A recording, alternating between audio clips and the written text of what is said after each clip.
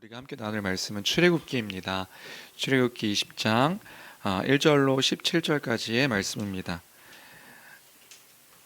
출애굽기 20장 1절로 17절까지. 제가 가진 성경은 구약성경 112페이지입니다. 구약성경 112페이지 출애굽기 20장 1절로 17절까지. 오늘은 끝까지 다 읽도록 하겠습니다.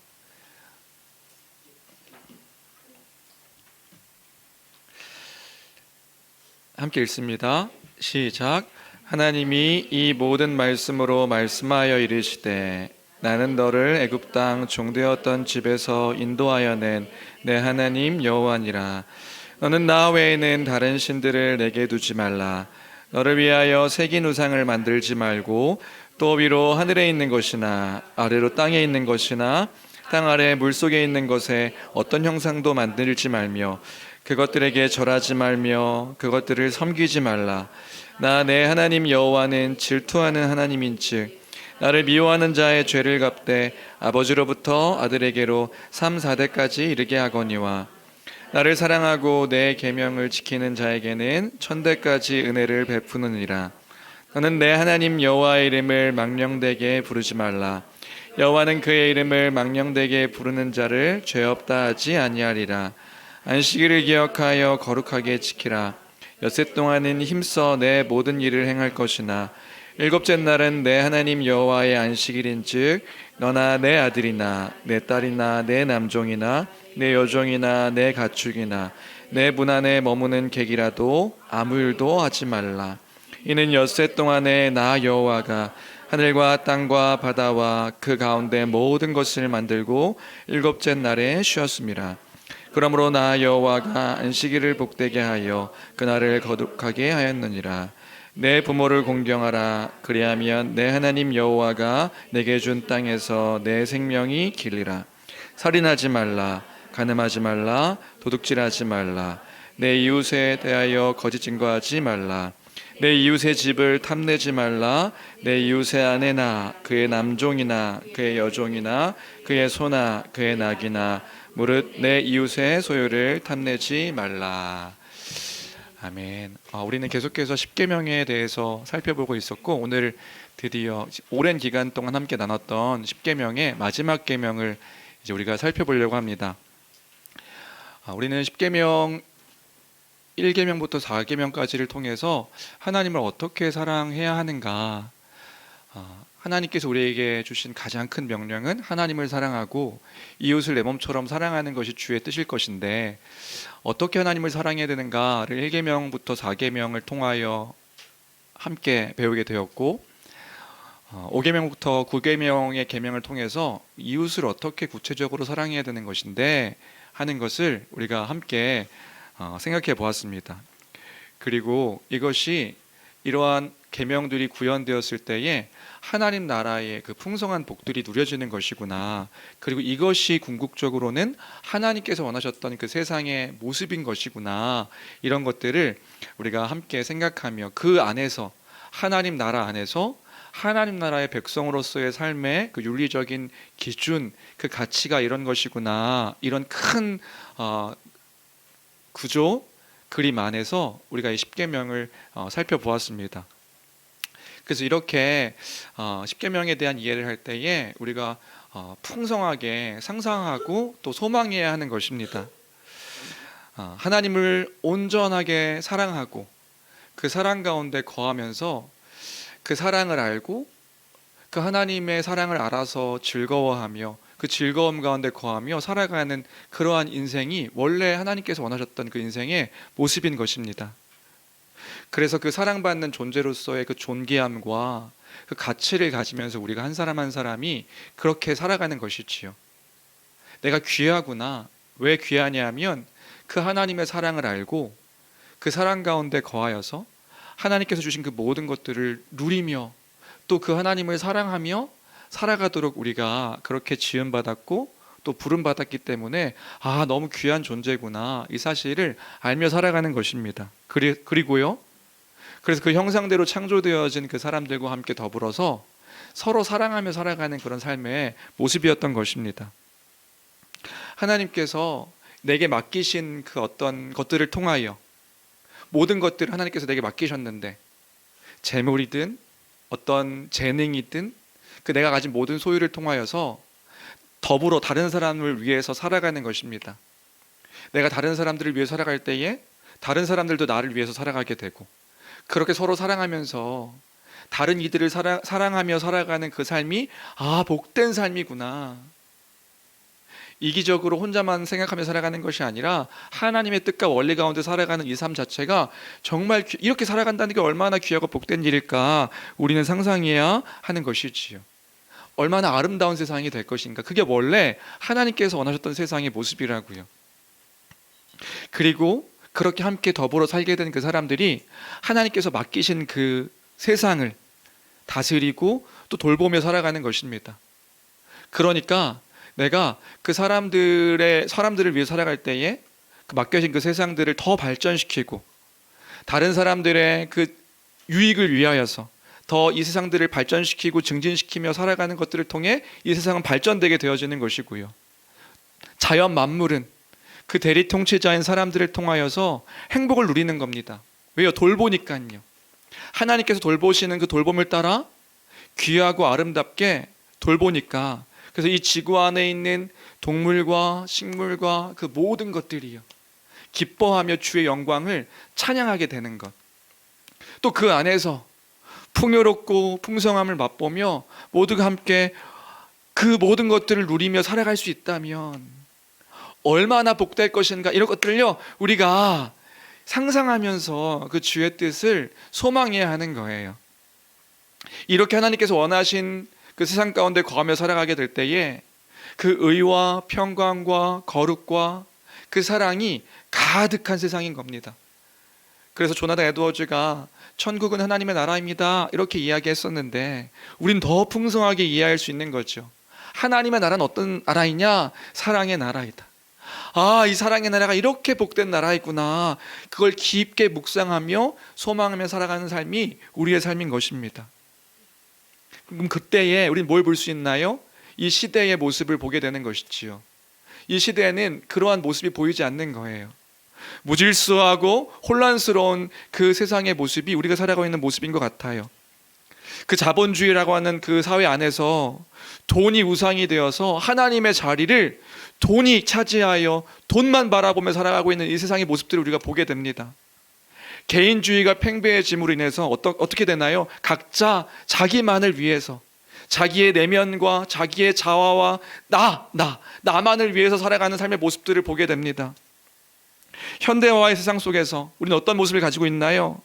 하나님 자리에 나의 자아, 나의 내면, 내가 인정받고 싶어하는 마음, 자기 사랑이 가득한 그 세상의 모습을 보게 되는 거지요. 그래서 어때요? 어떤 권위도 없고 또 어떤 그 도덕적인 가치도 없고 아무런 윤리적인 기준도 없고 무질서와 혼란이 더욱더 가속되어져 가고 있는 세상을 우리가 살아가고 있습니다. 우리가 그것들 목도해야 하는 거예요. 이러한 때에 십계명은 어떤 의미가 있었던 것인가 우리가 잘 기억할 필요가 있는 거라고요. 하나님의 백성인 교회, 이 교회의 그 부름받은 하나님의 백성들은 어떻게 살아가야 되는가? 어떠한 삶과, 그럼에도 불구하고 어떠한 삶과 어떠한 윤리적인 기준과 어떠한 가치로 살아가는 것인가?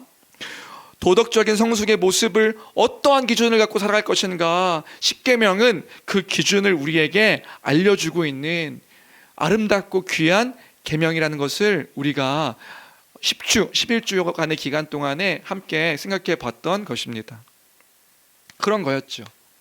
특별히 5계명부터 9계명까지는 어떤 내용이었나요? 이웃을 어떻게 사랑해야 되는가? 이런 계명이었어요. 그래서 5계명 뭐였는지 기억하시나요? 내 부모를 공경하라. 이건 결국에는 부모 공경과 더불어서 권위에 대한 문제를 다루고 있었습니다. 자세한 건 주보를 참고하시면 되고요.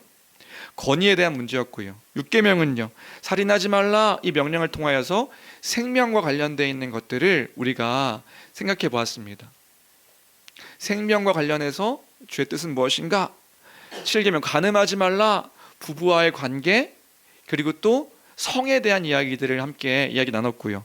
8계명 도둑질하지 말라, 소유에 관한 그런 주의 뜻이었습니다. 더 나아가서 하나님께서 맡기신 것을 통해 이 맡겨진 그러니까 내 게 아니라 하나님이 우리에게 주신 거예요. 그 맡겨진 것을 통해 우리는 이것을 어떻게 사용해야 하고 어떻게 어떤 가치를 가지고 생각해야 되는가, 이 사실들을 우리가 생각해 봤죠. 구계명은요, 구계명은 이웃에 대하여 거짓 증거하지 말라였습니다. 이건 뭐에 대한 계명인가요? 다른 사람에 대한 명예에 대한 그 계명이었죠.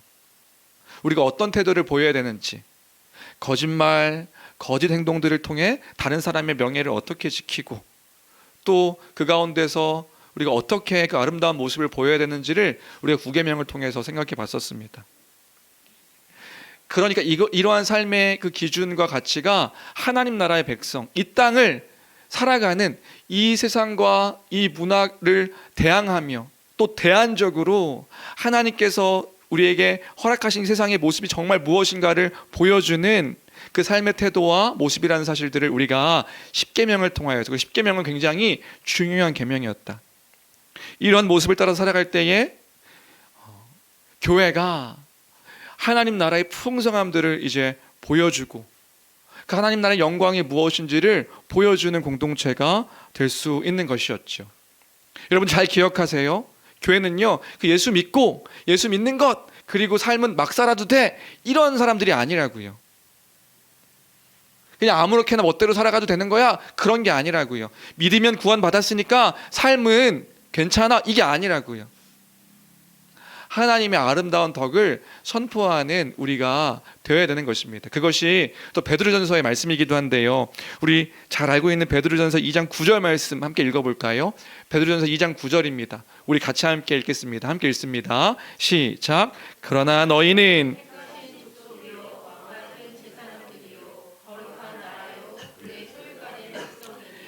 이는 너희를 어두운 데서 불러내어 그의 기이한 빛에 들어가게 하신 이의 아름다운 덕을 선포하게 하려 하심이라. 네, 아름다운 덕을 선포하게 하시기 위해서 우리를 부르셨다. 이 사실들을 기억할 때에 그 아름다운 덕이 무엇인지 잘 기억하여 그것들을 드러내고 나타내는 우리 교회가 되길 주님의 이름으로 축원합니다. 잘 기억하셔야 되는 거예요. 그래서 그리스도인은 무지한 자들이 아닙니다. 주의 그 뜻 가운데서 지혜로운 자들인 거죠. 그리고 오늘 마지막 이제 10계명 10번째 계명을 살펴보려고 하는데요. 그럼 10번째 계명 그게 무엇인가? 먼저 그 계명을 의미를 먼저 이해하도록 하겠습니다. 우리 10계명 10번째 계명 같이 함께 읽어볼까요? 함께 읽겠습니다. 시작. 내 이웃의 집을 탐내지 말라. 그의 여종이나 그의 소나 그의 낙이나 무릇 내 이웃의 소유를 탐내지 말라. 오늘 본문을 이해하기 위해서는 가장 먼저 이제 중요한 단어가 하나 있는 것 같아요. 그 단어가 뭐냐 하면 탐내지 말라, 이 단어입니다. 탐내지 말라. 2번 반복돼서 말하고 있으니까 가장 중요한 단어겠지요. 그리고 이 단어는 오늘 본문 안에서 부정적인 의미로 사용되는 것을 볼 수 있어요. 탐내다. 여러분 탐낸다 그러면 어떤 생각이 드시나요? 약간 부정적인 이미지가 있죠. 뭔가를 탐낸다 그러면요. 그런데 이 단어를 원래 원어대로 생각하면 이 단어는 부정적인 의미만을 갖고 있는 단어는 아니다. 무슨 말이냐면 이 탐내다라는 단어가 어떤 의미냐면요, 무엇을 갈망하다, 무엇을 얻으려고 애쓰다, 무엇이 마음에 들다, 이런 의미의 단어가 이 탐내다라는 단어의 의미예요. 그러니까 이게 부정적으로 사용되어졌을 때 이제 탐내다는 단어가 쓰여지는 의미로 해석되는 거죠. 그래서 본래 이 단어 자체는요, 부정적인 의미도 있고 긍정적인 의미도 있는데, 그럼 언제 부정적으로 사용되고 언제 긍정적으로 사용되냐? 이 단어가 무엇에 대해 갈망하느냐, 무엇에 대해 애쓰느냐에 따라서 이게 부정적으로 쓰일 때도 있고 긍정적으로 쓰일 때도 있는 거예요. 예를 들어서 이런 거죠. 이 갈망하다, 이걸 얻으려고 애쓰다, 이걸 마음에 두다, 이런 건데, 이런 거예요. 만약에 하나님을 갈망하면 어떻게 될까요? 하나님을 얻기 위해서 애쓰면 어떻게 될까요? 하나님 그분을 알기 위해서 온 마음에 그것을 마음에 두게 되면 어떻게 되는 걸까요? 그건 긍정적인 의미에서의 탐내다. 욕망도 마찬가지. 우리가 욕망하다 이런 것들 번역할 때도 이 단어가 쓰이기도 하거든요. 그럼 욕망하다 이 단어, 하나님을 욕망하다. 약간 욕망이라는 단어가 우리 부정적인 이미지가 강해서 한글이 주는. 근데 그게 그 하나님을 알기 위해 쓰이는 그 어떠함이 되는 거죠. 그래서 책 중에 여러분 들어보셨을지 모르겠는데 하나님 나라를 욕망하라 이런 책이 있어요. 그럼 이건 무슨 의미일까요? 처음에 이거 책 제목을 보고 이거 하나님 나라를 욕망하라고? 이거 욕망이란 단어가 아주 부정적인 단어인데 어떻게 하나님 나라와 이 욕망을. 그런데 그 욕망하다, 갈망하다 이 단어가 무엇을 우리가 갈망하느냐에 따라 이제 달라지는 거라고요. 이걸 더 얻기 위해서 막 애쓰는 거예요. 이 단어 자체가 그런 의미가 있다. 그런데 지금 십계명을 대입해 볼까요? 십계명을 대입하니까 이 갈망하다는 단어가 부정적으로 쓰여지게 되는 거예요. 왜요? 십계명 한번 보여주시겠어요? 10번째 계명. 그러니까 이웃의 집을 갈망하다. 이웃의 집을 얻으려고 애쓰다. 이웃의 집을 마음에 둔다. 이러면 어떻게 되나요? 이러면 부정적인 게 되는 거예요. 무슨 상태인지 이해되세요? 이웃의 아내를 갈망하다. 이웃의 아내를 얻으려고 애쓰다. 이웃의 아내를 마음에 두다. 이렇게 되면 어떻게 되나요? 이건 문제가 되는 겁니다. 이웃의 가진 것을 갈망하다. 이웃의 가진 것을 나도 가지려고 애쓰다. 이웃의 소유, 갖고 있는 것들을 마음에 두다. 이런 거죠. 저거 내 것이어야 돼. 나도 가져야 돼. 저런 사람, 나도 저런 사람을 만나야 돼. 내 아내가 저런 아내여야 되는데, 내 남편이 저런 남편이어야 되는데. 그런 거예요. 그것을 하지 말라고 명령하는 것이 십계명의 10번째 계명이다. 무슨 말인지 이해되세요? 그래서 이 십계명은 무엇에 대한 계명이냐 하면 마음에 대해 명령하는 계명이 십계명인 겁니다. 10번째 계명인 겁니다. 아, 그렇구나. 지금 이 10번째 계명인 십계명은 마음에 대한 명령이구나. 이 사실을 기억하면서 우리가 그 다음에 이 십계명에 대한 내용들을 계속해서 살펴보면 좋을 것 같습니다. 이해되세요? 이 10번째 계명이 무엇에 대한 계명이냐? 마음에 대한 계명이구나. 구체적으로 무엇을 마음에 품고 있는지를 이제 보게 하는 계명이 이 10번째 계명이구나. 이 첫 번째 이해입니다. 그 두 번째, 본격적으로 그럼 십계명을 왜 주셨는가? 이걸 우리가 기억해 볼 필요가 있습니다. 10번째 계명은 왜 주셨을까요? 첫 번째로 이 10번째 계명을 왜 주셨냐 하면 하나님이 어떤 분이신가를 알려주기 위해 10번째 계명을 주셨습니다. 그럼 그 하나님이 어떤 분이신데요? 하나님은 중심을 보시는 분이시다. 이 사실을 기억하게 하기 위해 10번째 계명을 주신 것입니다. 그러니까 하나님은 중심을 보시는 분이시라고요. 잘 보세요. 10번째 계명은요, 보면 좀 비슷하다 느끼시지 않으셨을까요? 물론 뭐 안 그러셨을 수도 있지만 약간 비슷한 계명처럼 보입니다. 7계명 간음하지 말라. 8계명 도둑질하지 말라. 이 계명과 비슷해 보이는 계명인 거예요. 왜요? 내 이웃의 집을 탐내지 말라. 이웃의 아내 그리고 소유물들을 탐내지 말라. 이렇게 이야기하고 있으니까 뭔가 비슷해 보이는 계명이란 말이죠. 근데 왜 한 번 더 반복해서 지금 이 계명 10번째 계명을 말씀하고 계시는 걸까? 우리가 아까 얘기했던 것들을 좀 염두에 두면 이해가 됩니다. 왜요? 마음에 대해서 지금 말씀해주고 있는 계명이기 때문에 그런 거예요.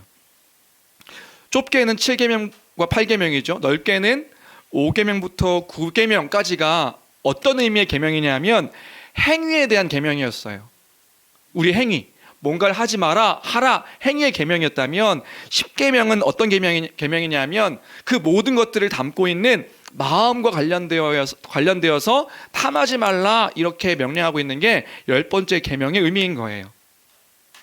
그래서 이제 믿음의 선배들이 정리한 여러 교리 문답서를 보면 이 마지막 계명을 어떻게 설명하고 있냐면 앞에 그 9가지 계명, 좁게는 그 4가지 계명을 5, 6, 7, 8, 9 5가지 계명을 이제 정리하는 계명이다, 결론을 내리는 계명이다 이렇게 이해하고 있습니다. 열 번째 계명은 나머지 계명들을 정리하고 결론을 내리는 계명이 열 번째 계명이다. 10계명을 주신 이유다. 이렇게 이야기하고 있다고요. 무슨 말이냐면 이런 겁니다. 이런 것. 대부분의 사람들은요, 자신 스스로를 참 괜찮은 사람이라고 생각해요. 우리가 다 그렇다고요. 이런 사람들은 많지 않습니다. 나는 불의한 자야. 나는 죄인이야. 나는 정말 지독하게 끔찍한 악인이야. 이렇게 생각하는 경우가 그렇게 많지 않습니다. 물론 말로는 그렇게 고백하기도 하고 생각은 그렇게 할 때도 있지만 정말 끔찍하게 자기 자신을 그렇게 죄인이고 또 불의한 자고 하나님 앞에 정말 범죄한 자라고 생각하는 사람들은 그렇게 많지 않다고요. 그럼 어떻게 생각해요? 나는 그래도 괜찮은 사람이야. 여기가 많이 커요. 나는 괜찮고요. 다른 사람을 볼 때는 저 사람은 안 괜찮고 이런 태도가 굉장히 많다고요. 10계명을 이해하면서도 아마 여러분들 그런 태도와 모습들을 많이 봤을 수 있을 것 같아요. 가장 끔찍한 태도가 뭔가요? 나를 돌아보지 않고 다른 사람들을 생각하는 태도가 10계명을 배웠을 때 우리에게 다 있었을 거예요. 야, 저거 우리 저거 남편이 들어야 되는데. 저거 우리 아내가 들어야. 나도 좀 걸리긴 하는데. 저거 우리 애들이 들어야 되는데. 애들이 오늘 없어. 애들 왜 안 듣는 것 같지? 저거 우리 부모님이 들으셔야 되는데. 우리 부모님 저거 듣고 좀 각성하셔야 되는데. 이런 마음들이, 근데 이게 나한테 없지 않다고. 나도 참 적용해야 될 게. 근데 다른 사람을 바라볼 때가 더 큰 거예요. 그리고 자신을 바라볼 때는 은연중에 그런 생각한다고요. 무슨 생각하냐면 부모를 공경하라. 부모 공경하는 건 그래 나는 완벽하진 않지만 그래서 내가 얼마나 열심히 노력한다고. 난 그래도 그래 최선을 다하고 있다고. 그런 생각을 우리가 한단 말이에요. 나는 부모님께 연락도 자주 하고 나는 부모님께 선물도 드리고 그래 나는 열심히 하고 있는 그래서 난 이런 사람이지. 권위에 순종하기에 나는 최선을 다했다 생각하는 거죠. 간음하지 말라. 간음은 나랑 상관없고. 도둑질하지 말라. 도둑질? 무슨 도둑질이야. 나 상관없지. 살인하지 말라. 난 살인 같은 거. 그거는 저 도두순 같은 놈이 나쁜 놈이지. 거짓 증거? 내가 조금 뒷얘기하는 건 있는데. 나는 뒷얘기 조금은 하죠. 근데 저 사람 저 뒷얘기 큰일 났네. 저거. 아주 죄를 온팡지고 있어. 나는 그거 안 하려고 노력했다는 생각들을 많이 가지고 있다고요. 끊임없이 나는 조금 더 나은 죄인이라는 생각들을 계속해서 갖고 있는 게 우리의 태도인 거예요. 1계명부터 4계명을 바라볼 때도 마찬가지지요. 하나님만을 사랑해야 됩니다. 그런데 여전히 다른 것들, 세상의 것들을 사랑하는 나의 모습을 보면서도 하나님을 사랑하고 있다고 나도 생각하고요. 나는 우상 숭배를 하고 있지 않다. 나는 하나님의 이름을 망령되이 일컫지 않다. 하나님의 감동으로 한 것입니다. 저 사람 저거 쓰면 안 되는 건데 저 사람 저렇게 얘기하고 있네. 이런 마음과 태도가 우리가 얼마나 많은지 모른다고요. 그런데 그런 우리에게 10번째 계명이 주어진 겁니다. 그 10번째 계명이 뭔데요? 10번째 계명은 우리의 마음을 향해서 질문하고 있는 계명인 거예요. 그런데 진짜 무엇을 갈망하고 있는가? 정말 하나님을 갈망하고 있는가? 이웃의 것들을 갈망하고 있지는 않은가? 더 나아가서 세상의 것을 욕망하고 그 다른 것들을 쫓고 마음에 두며 그 가운데 마음에 살고 있지 않은가? 나는 다 시켰는데요. 그런데 그 마음과 중심은 무엇으로 가득 차 있는가? 이걸 지금 돌아보게 하는 계명이 10계명이다. 그러면서 말씀해 주시는 거죠. 하나님은 그 행위가 아니라 중심을 보시는 하나님이시라고. 그래서 9계명까지 잘 지켜왔다고 여겨진 사람들이 10계명에 와서 다시 생각하는 겁니다. 내가 누구인지를요.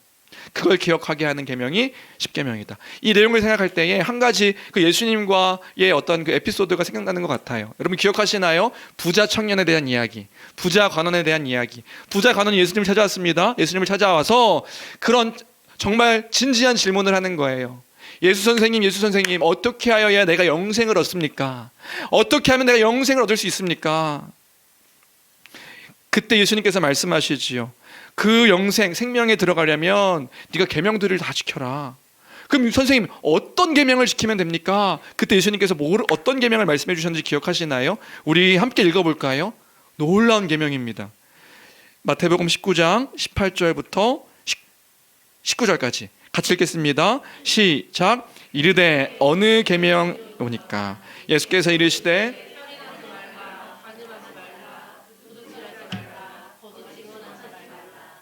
내 부모를 공경하라. 내 이웃을 내 자신과 같이 사랑. 지금 예수님께서 어떤 계명을 지키면 됩니까? 해서 지금 무슨 계명 말씀해 주셨는지 이해되세요? 무슨 계명이죠? 10계명이에요. 예수님이 지금 10계명도 온전하게 지키면 그 영생 얻을 수 있는 거야, 이 얘기하고 계시다고요. 이 영생에 이르는 계명이 이 계명이구나. 그런데 이 청년이 이렇게 이야기해요. 20절에 그 청년이 이르되 이 모든 것을 내가 지켰사온데 아직도 무엇이 부족합니까? 이렇게 얘기하는 거예요. 제가 다 지켰는데요, 내가 뭐가 부족할까요? 예수님께서 말씀하시지요. 네가 정말 온전히 다 행하고자 한다면 네 모든 소유를 다 팔아서 가난한 자들에게 나눠주고 너는 나를 따르라. 네가 가진 것 모든 것 다 팔아서 나눠주고 너는 이제 그래 나를 따라라. 그러니까 그 청년이 어떻게 했다는 거예요? 근심하여 돌아가더라. 뭘 이야기해주고 있습니까? 그 마음을 향하여서 이야기해주고 있는 거예요.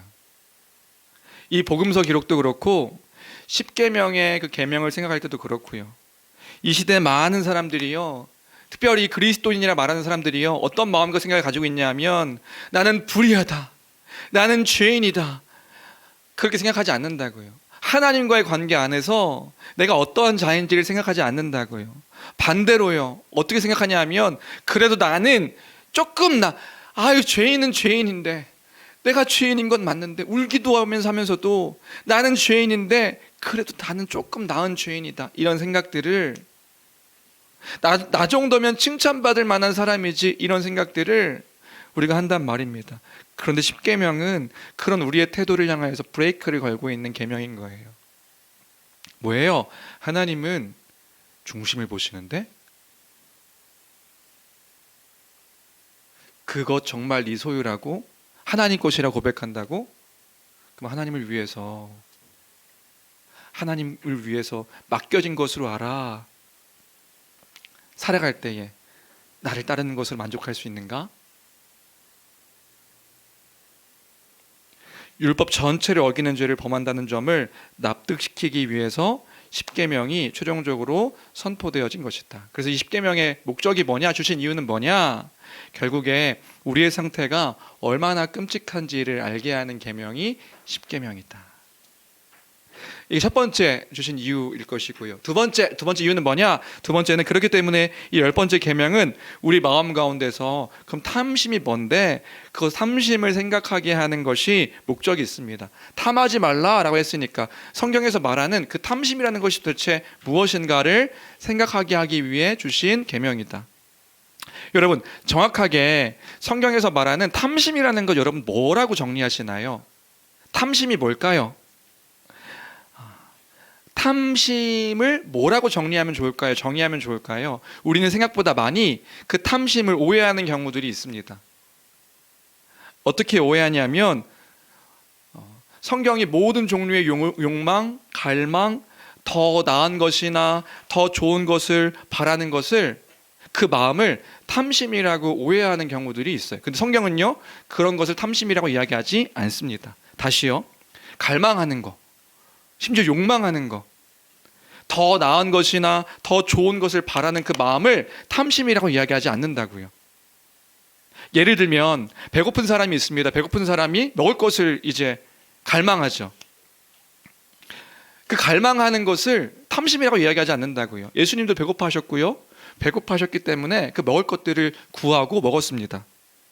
그리고 더 맛있는 것을 먹기 위해서 그렇게 갈망하는 것, 애쓰는 것을 탐심이라고 이야기하지 않아요. 예를 들어 이런 거죠. 어제 저희 집 아이들이요, 점심을 먹는데 뭐 먹고 싶냐 했더니 라면이 먹고 싶대요. 라면이 먹고 싶다고? 어떻게 라면을 먹고 싶어 하냐, 이렇게 탐심이 많냐, 이렇게 얘기하지 않는다고요. 근데 만약에 우리 아이들이요, 라면을 먹고 싶어 했는데, 라면을 먹고 싶어 하다가 갑자기 아빠 근데 삼겹살이 먹고 싶어요. 야, 라면에서 삼겹살로 뛴다고? 야, 라면은 2,000원짜리인데 삼겹살은 야 이렇게 뛰면 이건 넌 탐심이야, 이렇게 이야기하지 않는다고요. 이걸 탐심이라고 말하지 않습니다. 내가 무언가를 더 갖기 위해서 열심을 내는 것, 이것을요 탐심으로 이야기하지 않아요. 우리는 오해하는 경우가 있어요. 더 갖기 위해서 열심을 내는 것 자체를 탐욕, 욕심이라는 어떤 프레임들을 씌워가지고 부정적인 마음으로 오해하는 경우가 있습니다. 내가 어떤 것들을 더 갖기 위해 이것들을 위해서 열심히 노력을 하는 거예요.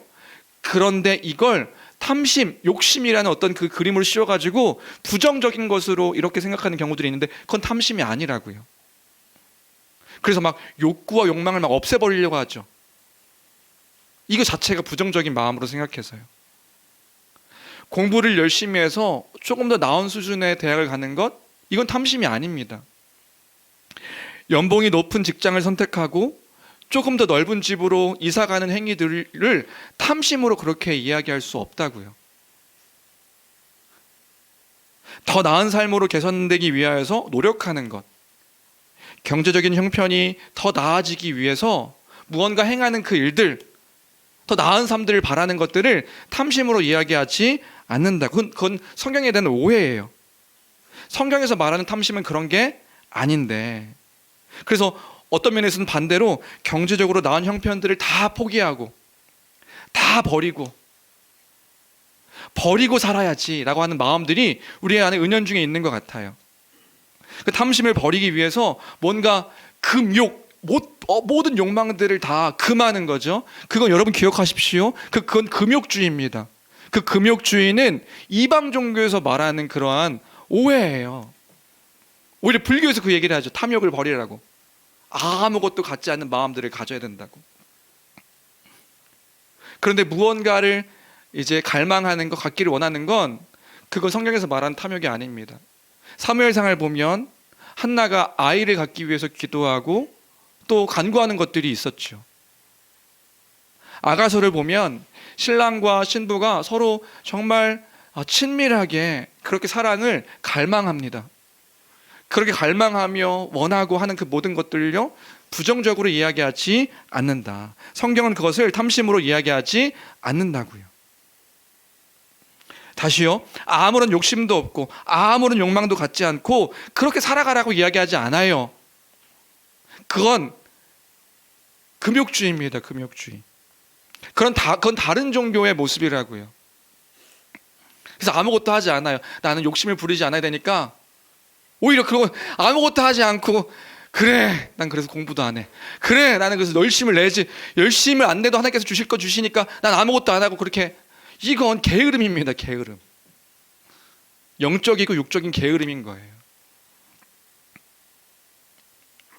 그러면 성경은 어떻게 탐심을 이야기할까 생각했을 때 오늘 계명에서도 알 수 있듯이 그 갈망 자체가, 욕망 자체가 잘못된 것이 아니라 잘못된 것을 바라고 그리고 좋은 것을 잘못된 방법으로 얻으려는 것, 그걸 성경에서는 진짜 탐심으로 이야기하고 있는 거예요. 그리고 더 나아가서 그것을 내 인생의 소망과 목적으로 두는 것, 그걸 탐심으로 이야기하고 있다고요. 뭐라고요?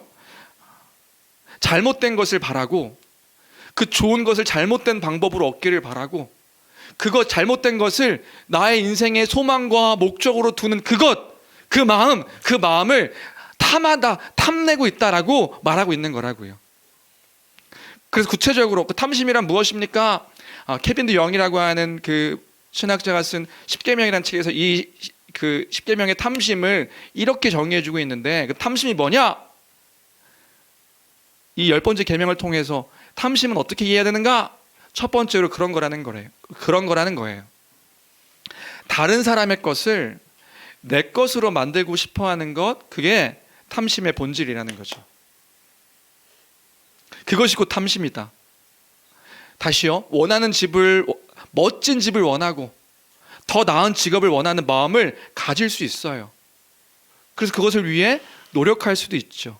그런데 왜 더 멋진 집을 원하고 더 나은 것들을 원하는 것일까? 왜요? 이게 탐심이라고요. 다른 사람의 것을 보면서 그 다른 사람의 것을 내 것으로 만들려고 하는 그 갈망과 욕심이 있다면 그게 곧 탐심이라는 거예요. 그래서 이런 거죠. 아, 저 사람의 차, 저 차가 내 것이어야 돼. 이거 무슨 노래 있는데? 저 집이 내 것이어야 돼. 어떤 집들은 저 화장실 2개, 저 화장실 2개 딸린 집이 내 집이어야 해. 저 사람의 직업, 나도 저런 직업처럼 나도 그 사람처럼 직업을 가져야겠어. 저 사람이 저만큼 돈을 번다고? 그럼 나도 저만큼 돈을 벌어야겠어. 그래야 저 사람처럼 나도 행복해질 수 있겠어. 이렇게 마음 갖는 것, 그 마음이 곧 탐심이다라고 이야기해주고 있는 거예요. 무슨 말인지 이해되세요? 다른 사람과 비교해서 저것을 갖고 싶어 하는 것, 그 갈망, 욕망, 그 마음이 곧 탐심이다. 그래서 이 탐심은요, 이 탐심, 그 마음으로 저지르는 도둑질이다, 이렇게 이야기하고 있더라고요. 마음으로 저지르는 도둑질이다. 도둑질하지 말라, 이건 행위에 관련된 일이었다면 탐심은 뭐냐 하면 마음으로 저지르는 도둑질. 저거 내가 가져와야 되는데, 저거 내가 취해야 되는 게, 내 아내도 저런 아내여야 되는데, 내 남편도 저런 외모의 남편이어야 되는데, 뭐 이런 거. 내게 속하지 않은 것을 가지려는 그릇된 마음을 가지기 때문에 마음으로 저지르는 도둑질이다, 이렇게 이야기해주고 있습니다. 그래서 탐심을 품으면요, 이웃을 나 자신같이 사랑할 수 없게 되는 겁니다. 왜요? 탐심을 품으면 다른 사람이 아닌 나만 생각하게 되니까요. 저 사람의 것이 내 것이어야 되는데. 어린아이들의 태도가 그렇죠. 계속해서 다른 사람과 나를 비교합니다. 그래서 뭐 이런 거죠. 친구들 아빠 차를 보면서 우리 아빠 차는 왜 이렇게 저런 차입니까? 비교하기도 하고요. 왜 우리 집은 저런 차를 못 타죠? 친구의 넓은 집을 보면서 왜 우리 집은 저렇게 넓은 집이 아니죠? 우리 아이들이 그래요. 어떤 친구 집에 가서 왜 친구 집에는 저 플레이스테이션 5가 있는데 우리 집에는 플레이스테이션 5가 없죠? 아이고, 저희 집인데. 근데 아이들의 모습이 그렇다고요. 비교하는 거예요. 친구 아빠는 이런 직업이고 저런 직업이고 이렇게 하는데 왜 우리 아빠 엄마의 직업은 이런 직업이고 저런 직업이죠? 비교하는 거. 그런데 제가 아이들 이야기만 했지만 어른들 얘기하면 시험 들까 봐 그런 거예요. 어른들도 똑같은 마음을 갖고 태도와 행동들을 보이는 거, 그게 곧 탐심이라고요.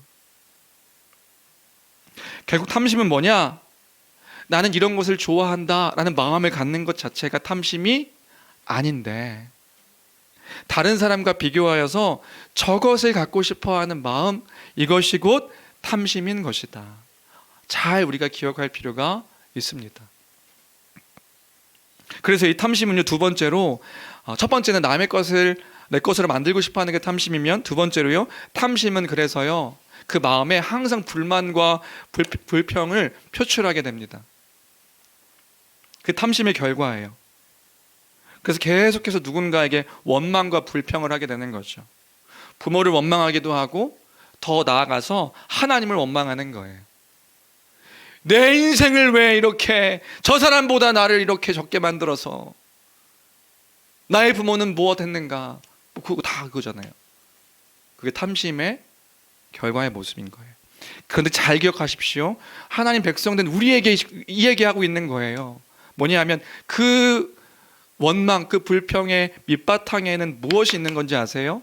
무엇이 있는 거냐 하면 하나님께서 우리를 도우실 만큼 충분히 위대하지 못한 분이시다, 돌보실 만큼 충분히 선하지 않는 분이시다라는 그 믿음이 밑바탕에 깔려있기 때문에 나타나는 반응인 거라는 거예요. 그런 거죠. 그래서 하나님을 향한 불신으로 나아가게 되는 겁니다. 주 안에 사랑하는 성도 여러분, 어떠신가요? 여러분의 삶은 어떠신가요? 이 불신 가운데, 이 원망과 불평 가운데 삶을 살아가고 있는 우리의 모습이 있지는 않으신가요? 주 안에 사랑하는 성도 여러분, 기억하십시오. 이 탐심은 하나님으로부터 멀어지게 하고 세상의 것만을 쫓게 하는 그릇된 마음인 것입니다. 하나님을 버리게 하는 거예요. 하나님께서 허락하신 그 내 삶을 아니다라고 부정하면서 내가 원하는 삶 속에서 자신을 비참하게 만드는 그런 마음의 상태가 탐심의 마음의 상태인 거예요. 비교하다 보면 잘 보세요. 나를 비참하게 봐요. 나의 인생을 초라하게 봐요. 하나님은 온데간데 없고 하나님께서 맡기신 것, 하나님께서 허락하신 인생 삶 아무것도 없고요. 나만 바라보는 거예요. 그게 탐심의 결과이다. 그렇기 때문에 이것은 사단의 큰 유혹임을 기억해야겠습니다. 특별히 우리가 살고 있는 사회 속에서 이렇게 유혹 가운데 거할 때가 얼마나 많은지 모르거든요. 이 물질 만능주의의 사회 속에서, 이렇게 개인주의가 팽배한 사회 속에서 얼마나 우리의 사고와 이 가치를 흔드는지 몰라요. 아, 이것이 큰 우상이구나, 하나님을 버리게 하는 큰 일이구나 기억하는 우리가 되어야 될 줄로 믿습니다. 그래서 성경은 이렇게 이야기하는 거예요. 골로새서 3장 5절 말씀입니다. 3장 5절 말씀 같이 읽겠습니다. 시작. 그러므로 땅에 있는 지체를 죽이라.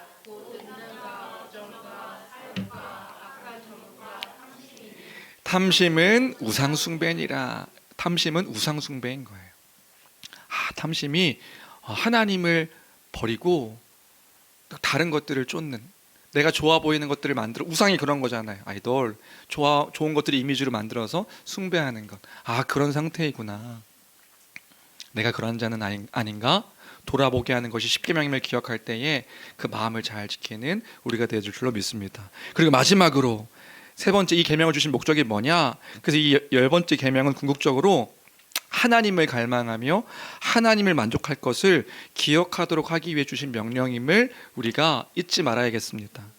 하나님을 갈망하며 하나님께서 허락하신 삶에 내 삶의 가치를 둘 것을 명령하는 계명인 것입니다. 하나님을 갈망하는 거예요. 그래서 이 십계명의 전제는 만족의 가치에 있다. 이것이 사도 바울의 고백이었죠. 우리 빌립보서 4장 11절 13절까지 말씀, 너무 잘 아는 말씀인데 같이 함께 읽어볼까요? 이것이 우리의 믿음의 고백이 되었으면 좋겠습니다. 같이 읽겠습니다. 시작. 내가 궁핍함으로 말하는 것이 아니니라. 어떠한 형편에든지 나는 자족하기를 배웠노니 나는 비천에 처할 줄도 알고 풍부에 처할 줄도 알아. 모든 일 곧 배부름과 배고픔과 풍부와 궁핍에도 처할 줄 아는 일체의 비결을 배웠노라. 내게 능력 주시는 자 안에서 내가 모든 것을 할 수 있느니라. 아멘. 우리 13절만 좋아해서 내게 능력 주시는 자 안에서 모든 것을 할 수 있습니다. 능력 주시옵소서. 능력 주시면 내가 이번 로또 1등 뭐 이렇게 생각하는 우리의 어리석은 그런 이해와 태도들이 있죠. 복 주시면 능력을 복으로 생각해요. 능력 주시면, 복 주시면 모든 것을 내가 할 수 있으니 하나님 능력 주십시오. 그런 말씀이 아니지요. 뭐예요? 풍부에 처할 줄도 알고 비천에 처할 줄도 알고 가난에 처할 줄도 알고 배부름에 처할 줄도 아는 내 일체의 모든 것들을 내가 알게 되었다. 내게 능력 주시는 자 안에서, 내게 허락하신 그러한 그 하나님과의 관계 안에서 이 모든 것들을 다 할 수 있다. 자족인 겁니다. 자족. 나에게 이런 일들도 저런 일들도 있을 수 있는데 내게 능력 주시는 자, 그분 안에서 내가 이 모든 것들을 감당할 수 있다. 이러한 삶의 태도와 모습을요, 그 바울 사도의 그 영적인 아들 디모데에게도 이렇게 이야기해 주는 것을 볼 수 있는데요. 디모데전서 6장 17절 18절 말씀입니다. 여기도 같이 함께 읽어볼게요. 함께 읽겠습니다. 시작. 내가 이 세대에서 부한 자들을 명하여 마음을 높이지 말고 정함이 없는 재물에 소망을 두지 말고 오직 우리에게 모든 것을 후히 주사 누리게 하시는 하나님께 두며 선을 행하고 선한 사업을 많이 하고 나누어 주기를 좋아하며 너그러운 자가 되게 하라. 무슨 지금 가치가 있냐면 이거 맡기신 분은 하나님이시지, 하나님께서 이거 맡겨주신 것들임을 기억하여서 갖고 있는 자들에게 그렇게 이야기해라. 재물에 소망을 두지 말고 가진 것에 그것으로 말미암아 만족함을 누리며 거기에 행복을 누리지 말고 그 가진 것을 통하여서 선한 것을 행하도록 그렇게 명령해라. 우리에게 모든 것을 후히 주시는, 누리게 하시는 그 하나님을 기억하게 하여서 그 하나님으로 말미암아 주신 것들임을 기억하여 이것으로 선한 일들을 하게 해라. 디모데야. 그럼 지금 디모데와 지금 이 바울의 이 신앙의 고백, 그 전제는 뭐가 있는 거냐면 하나님께서 허락하신 나의 삶과 허락되어 주신 인생 가운데 그 섭리 안에 내가 있기에 모든 것을 감당할 수 있다. 그 마음이 우리에게 있는 것이 되어져야 된단 말입니다. 모든 것이 하나님 섭리 안에 있음을 고백하는 것이 우리의 삶의 모습인 것이지요. 가난한 자는 부유함에 소망을 둘 수 없습니다. 다시요. 더 나은 것을 위해 노력하는 것, 그것을 추구하는 것, 그 자체가 잘못된 게 아니라고요. 근데 뭐가 문제가 되냐면 그것에 소망을 두고 그것에 행복의 가치를 두고 이것이 있어야만 나도 행복해질 수 있어 라고 말하는 그 마음 자체가 하나님을 의지하지 않고 하나님의 은혜 가운데 있음을 잊어버리는 우리의 마음의 태도와 삶의 모습인 것이란 말이에요.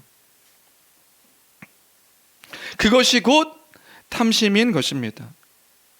부와 성공과 권력과 재산을 가진 사람이 자신의 것을 신뢰하며 그것으로 내 인생의 의미와 목적 그리고 나의 존재와 가치를 드러낸다면 그것은 하나님 없는 훨씬 큰 유혹이 있는 삶이 되는 것입니다.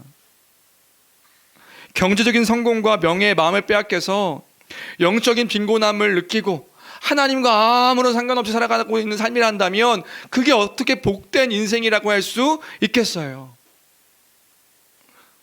그게 어떻게 풍성한 삶이라고 말할 수 있겠습니까? 그게 아니라고요. 이 시대는요, 가난을 하나님의 복으로 표시하고 이해하는 사람이 드뭅니다. 가난이 우리에게 복이다라고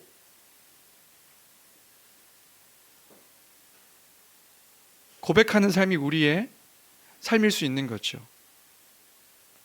가난은 실패가 아닙니다. 삶의 여러 가지 어려움들이 우리의 패망이 아니라고요. 왜요?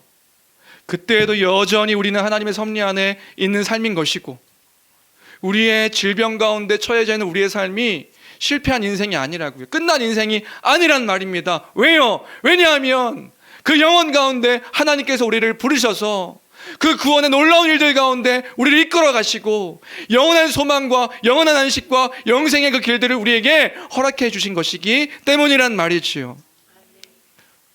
무언가 내 인생의 일들이 다른 사람과 비교했을 때 더 나은 삶이 되고 더 복된 모습으로 나갈 때에 우리가 기뻐하는 것이 아니라 하나님이 내 삶 가운데 개입하셔서 그 초월적인 역사 속에서 하나님 나라를 누리게 하셨음을, 그래서 참된 안식 가운데 거하게 하셨음을 기억하여 그 가운데 참된 기쁨과 소망과 그 만족을 누리며 살아갈 수 있는, 찬양할 수 있는 우리 모든 교회가 되기를 주님의 이름으로 축원합니다.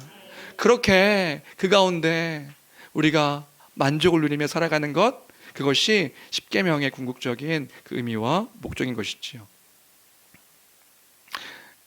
시간이 좀 지났지만 73편, 시편 73편을 보면 그런 내용이 있어요. 아시는 분들은 아시겠지만 그런 내용이에요. 시편 기자가 하나님이 선하신 것을 아는데 기절할 뻔했다는 거예요. 시편 73편에. 왜요? 악인이 너무 잘 돼서. 하나님은 선하신데 내가 이 사실을 믿고 있는데 이 눈을 들어 악인을 보니까 그 악인의 삶이 너무나 형통하고 잘 되고 승승장구하고 이 모습을 보니 나는 자빠질 뻔했다. 그러면 우리 기대가 그런 기대가 있잖아요. 잘 나가더라도 저 인간 언젠가 한 번은 넘어질 거야. 그런데 죽을 때도 평안하게 죽더라는 거예요. 그러니까 너무 낙심이 돼서 시편 13편의 기자가 이게 어찌 된 일인가, 죽음은 비참하게 죽어야지 했는데 죽음까지도 형통하게. 그런데 그런 자가 하나님을 저주하고 하나님이 어디 계시냐고 막 따져 묻고 그런 삶을 살다가 죽음까지도 평안하게 죽는 것을 보면서 낙심이 되었다는 거죠. 낙심하고 있는 그때에 그런 그 시인이 눈을 돌려 하나님의 성소에 들어가서 그때야 비로소 깨닫게 되는 것이 있었으니 그 시인이 성소에 들어가서 하나님을 바라보는 겁니다. 그리고 하나님의 종말을 묵상합니다. 그리고 하나님의 심판을 기억합니다. 그리고요, 그 눈을 저 다른 사람들에게서 내게로 돌려 지금 나와 함께 하시는 이가 누구이신지를 보니, 그 시편의 기자가 내가 그 안에 있고 그분의 인도하심 아래 있고 그분의 섭리 아래 있는 그러한 나임을 보니 내가 평안합니다. 내가 만족을 누립니다. 고백하는 게 7편 73편의 그 시인의 고백이거든요. 우리 몇 절이죠? 25절부터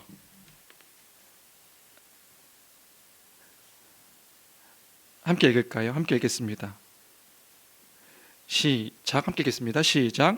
하늘에서는 주 외에 누가 내게 있으리요? 땅에서는 주밖에 내가 사모할 이 없나이다. 내 육체와 마음은 쇠약하나 하나님은 내 마음의 반석이시요 영원한 분기시라. 무릇 주를 멀리하는 자는 망하리니 음녀와 같이 주를 떠난 자를 주께서 다 멸하셨나이다. 하나님께 가까이함이 내게 복이라. 내가 주 여호와를 나의 피난처로 삼아 주의 모든 행적을 전파하리이다. 그 종말을 생각할 때에 영원한 심판 가운데 있는 그들의 상태임을 보게 되고, 나는 영원한 주의 인도하심 가운데 있는 자임을 볼 때에 하늘 위에 그 주님밖에, 우리 그 찬양의 고백처럼 내가 사모할 이가 없음을 알게 되었습니다. 하나님의 섭리 가운데 내가 있는 자임을 내가 보게 되었습니다. 감사합니다. 그 고백으로 살아감이 참된 구원의 은혜인 것이지요. 다른 사람들과의 비교가 아니라 내게 맡겨진 삶에서 하나님의 돌보심을 기억하는 것입니다. 그 하나님의 계심을 잊지 아니하며 살아가는 삶, 그 삶의 모습이 우리 교회 모든 성도들의 믿음의 고백되기를 주님의 이름으로 축원합니다. 마지막으로 말씀을 이제 정리하면서, 그럼 이 탐심의 유혹들을 우리가 어떻게 이길 수 있는가? 네, 그렇죠. 어떻게 이길 수 있습니까? 두 가지. 그 탐심의 결과가 무엇인지를 기억해야 되는 것입니다. 그 결과가 무엇인가요? 하나님으로부터 멀어지는 거예요. 왜요? 다른 것들을 자꾸 바라보게 되는 것이니까요. 갈망하는 것, 그게 나쁜 것이 아니라고요. 더 나은 삶을 위해서 노력하는 것, 나쁜 것이 아니라고요. 뭐 때문에요? 내가 이거 가져야 내게 행복을 누릴 수 있으니까? 그럼 하나님은 사라지잖아요.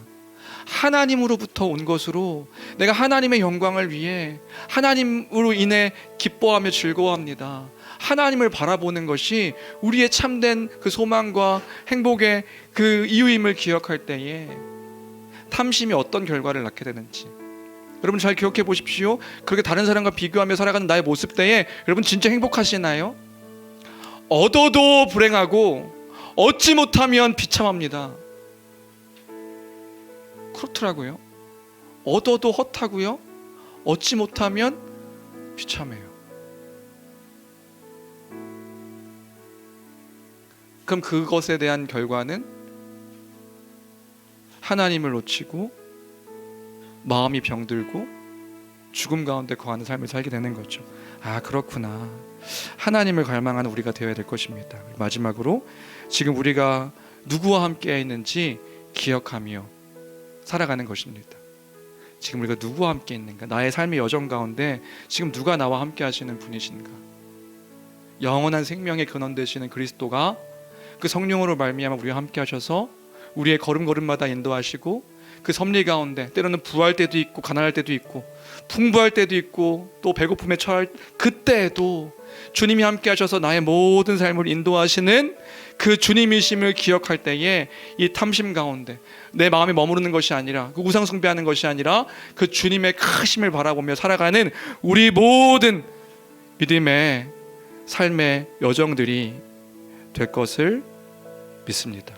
그런 삶이 우리의 삶이 되기를 주님의 이름으로 축원합니다. 그런 믿음의 고백으로 우리 이 찬양